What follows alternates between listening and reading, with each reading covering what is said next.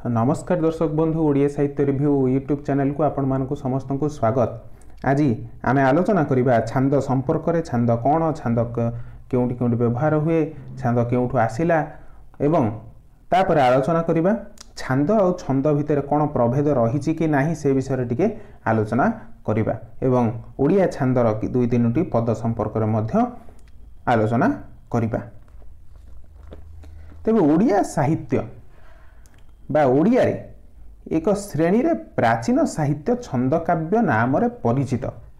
वेद अनुसार सृष्टिर श्रृंखला और पदार्थ सेमानकर नाम तपस्या रु जात तापर किए किए जात हेले ना रात्रि आ समुद्र यही भाव में क्रमान्वय समस्त किछि किछि जात हो चली।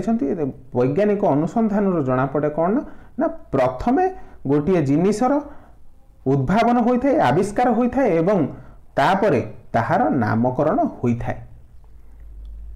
प्रथमे कहार नामकरण केबे करा जाय नाही, प्रथमे आविष्कार एवं परे नामकरण। तेज ध्वन्यालोक अनुसार काव्य होछि कौन ना आम पूर्व पढ़ीचे काव्यर संज्ञा ध्वन्यालोक अनुसार ध्वन्यात्मक काव्यम।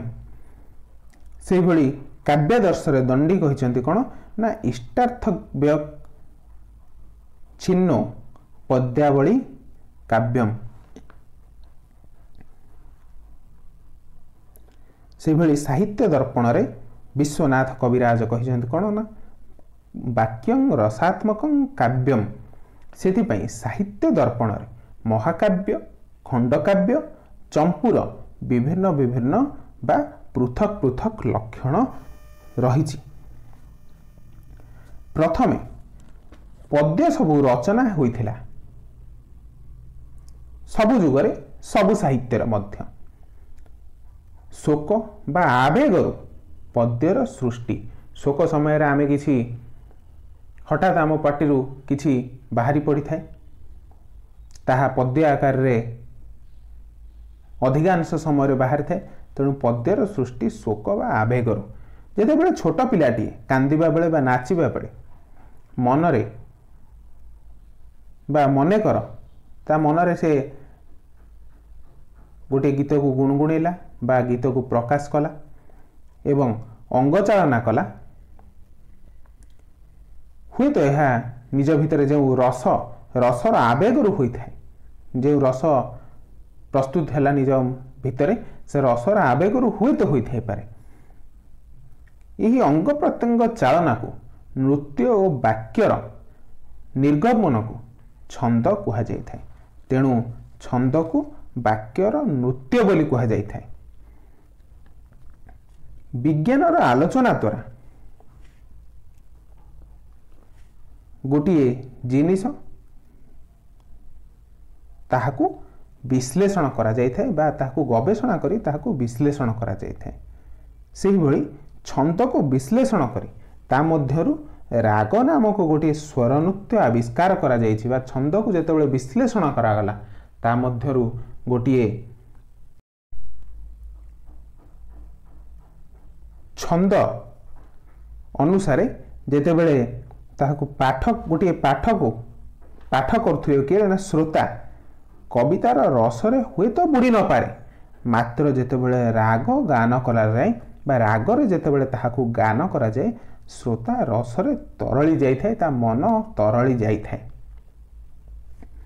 ओडिया छांद साहित्य साधारणतः दुई भाग रे विभक्त। गोटे होउछि कोन ना पौराणिक आ गोटे होउछि काल्पनिक। संस्कृत साहित्य रे छंद शब्दर प्रयोग मध्य अति प्राचीन। एपरिक वेदर 6टी अंग मध्यरु पंचम अंगटी हेउछि छंद। छंद ज्ञान व्यतिरेके वेदमंत्र मानकर यथार्थ प्रयोग आदौ संभव परे नुहे। जेपरि आमर चलिबा पई पाद दरकार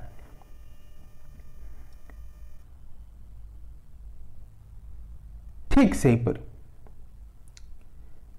वेदर मंत्र गुड़ी को वेदरे मंत्र मानकर प्रयोग पाई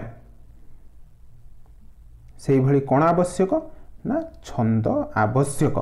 तेणु छंद शास्त्र रे व्युत्पत्ति आवश्यक होइथिला। कुहा जाइछि कोन ना छंदः पादौ तु वेदस्य। वैदिक छंदरु कालक्रमे संस्कृत साहित्यर विभिन्न छंद विकसित होइथिबार अनुमित होइथाय। क्यों क्यों बही रे सबु छंद संपर्क रे आलोचना करा जाइछि ना पिंगल छंदः सूत्र, छंदो मंजरी, वृत्त रत्नाकर यही सबु नाना ग्रंथ रे प्राकृत तथा संस्कृत छंद मानकर विस्तृत भाव रे विचार करा जाइछि। वैदिक छंदरु प्रत्यक्ष संस्कृत छंद मानकर हुए तो सृष्टि होई न पारे। कालक्रमे वैदिक छंद मानकर अनुकृति प्रभृति द्वारा संस्कृत छंद मान गढ़ी उठिथिबा संभवपर होइछि। ओडिया छंद गुड़िक उपरे विशेष भाव में संस्कृत और प्राकृत छंद मानकर प्रभाव पड़ी। छंद शब्दटी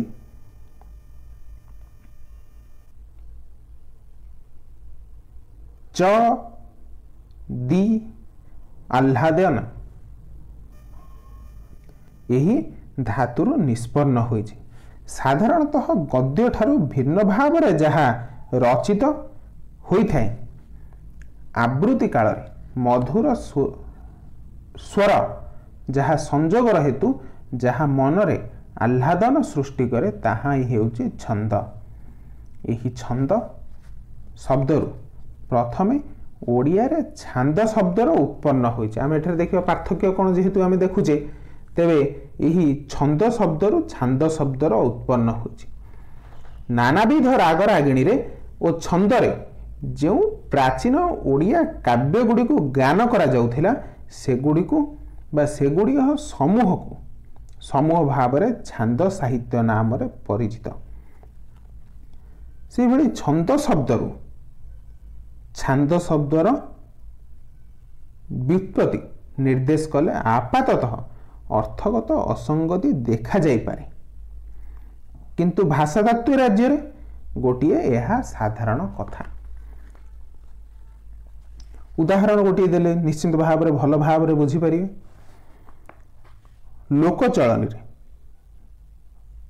गोटिए भाग को कौन कहा जाए ना गोटिए पाद, किंतु आमे यह संक्षेप रे कौन कहिताउ 1.5 पा 3 पा 2 पा 2.5 पा।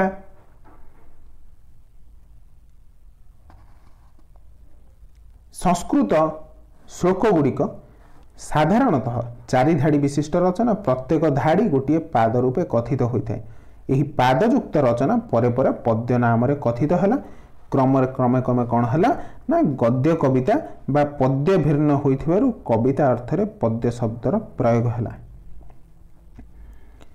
विभिन्न छंद बा वृत्तर प्रयोग रे रचित काव्य मध्य छंद साहित्य रूप में परिगणित होता है। यह इंपोर्टेंट। छंद बा वृत्तर प्रयोग रचित काव्य मध्य छंद साहित्य रूप में परिचित है। एवं विभिन्न छंदयुक्त गोटे गोटे काव्यर गोटे गोटे अंश को बा सर्ग को मध्य छांद कहगला। ये दुईटी भेरी भेरी भेरी भेरी इंपोर्टेंट। लोके कौन कही था भंजंकर छांद गुड़िक मत भल लगिला। मु लावण्यवतीर 6ठ छांद पढ़ी। दीनकृष्ण दासकर गोटे काव्यर नाम हेउछि जगमोहन छांद इत्यादि।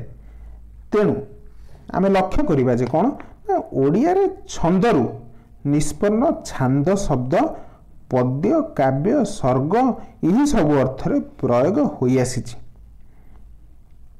केही कौन कहती ना स्कंद शब्दरु छांद शब्दर उत्पन्न होई, किंतु ताहा भूल। ताहार कौनसी जुक्तियुक्त प्रमाण नहीं। स्कंदरु ओडिया ढग शब्दर निष्पन्न होइथिबो, किंतु छांदर मूल रूपे संस्कृत शब्द छंद शब्द ही एकमात्र ग्राह्य होइछि वर्तमान पर्यंत।